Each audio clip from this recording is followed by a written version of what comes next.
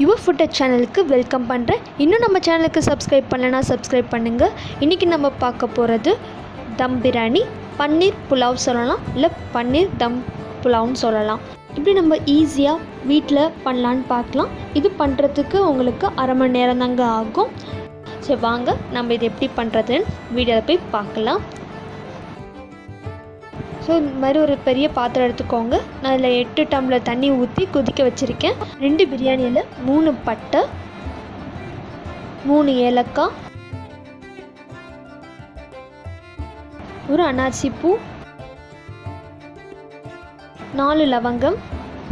நல்லா கொதிச்சக்கப்புறம் 2 கப் அளவுக்கு பாஸ்மதி ரைஸ் 20 நிமிஷம் ஊற வச்சுருக்கோம். அதை இதில் சேர்த்துக்கலாம்.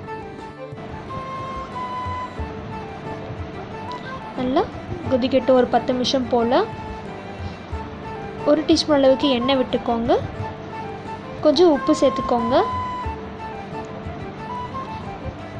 நல்லா கொதித்து இந்த அளவுக்கு வெந்தக்கப்புறமா அரை வேக்காட்டில் நம்ம எடுக்கணும். அதுக்கப்புறமா ஒரு கடாயில் கொஞ்சம் எண்ணெய் விட்டுக்கோங்க. 1 டீஸ்பூன் அளவுக்கு நெய் விட்டுக்கோங்க.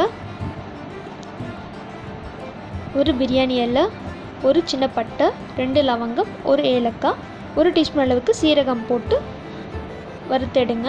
அதுக்கப்புறமா ஒரு பெரிய வெங்காயம் நறுக்கி நல்லா வதக்கினதுக்கப்புறமா ஒரு பச்சை மிளகா, 1 டீஸ்பூன் அளவுக்கு இஞ்சி பூண்டு விழுது நல்லா வதக்குங்க, பச்சை வாசனை போகிற வரைக்கும். அதுக்கப்புறமா ஒரு உருளைக்கிழங்கு, 1 கப் அளவுக்கு பச்சை பட்டாணி, ஒரு அரை டீஸ்பூன் அளவுக்கு மஞ்சள்தூள், 2 டீஸ்பூன் அளவுக்கு மிளகாய்த்தூள், 2 டீஸ்பூன் அளவுக்கு கரம் மசாலா பவுடர் மிக்ஸ் பண்ணி விடுங்க.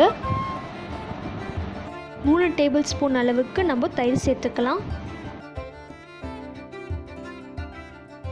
அப்புறம் ஒரு 5 டீஸ்பூன் அளவுக்கு நம்ம கொத்தமல்லியும் புதினாவும் அரைச்சி வச்சதை சேர்த்துக்கலாம்.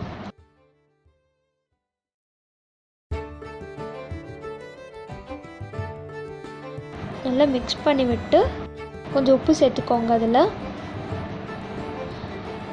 1 டம்ளர் அளவுக்கு தண்ணி சேர்த்துக்கலாம். 5 நிமிஷம் மூடி போட்டு கொதிக்க வச்சு எடுத்துடலாம்.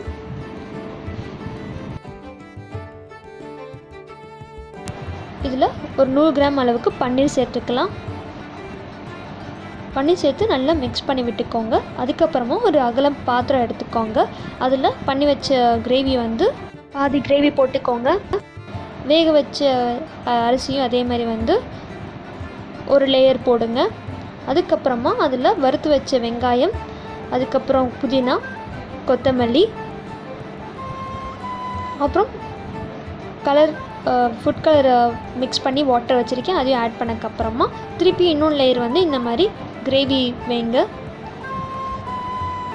அதுக்கு மேலே திருப்பி இதே மாதிரி அரிசி போட்டு வெங்காயம் போட்டு புதினா கொத்தமல்லாம் போட்டுட்டு மேலே ஃபுட் கலர் சேர்த்துக்கலாம்.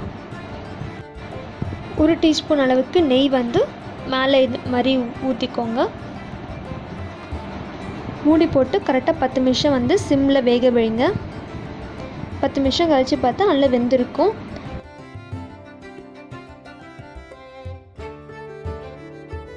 நீங்களே பார்க்கலாம் எந்த அளவுக்கு வெந்திருக்குன்ட்டு. அவ்வளோதாங்க, நம்மளோட ஹைதராபாத் ஸ்டைலில் பன்னீர் புலாவ் ரெடி ஆகிடுச்சு. இவ்வளோதாங்க, ஈஸியாக நம்ம வீட்டிலே தம் போடலாம். உங்களுக்கு பிடிச்சிருந்தால் லைக் பண்ணுங்கள், ஷேர் பண்ணுங்கள், கமெண்ட் பண்ணுங்கள், சப்ஸ்கிரைப் பண்ணுங்கள்.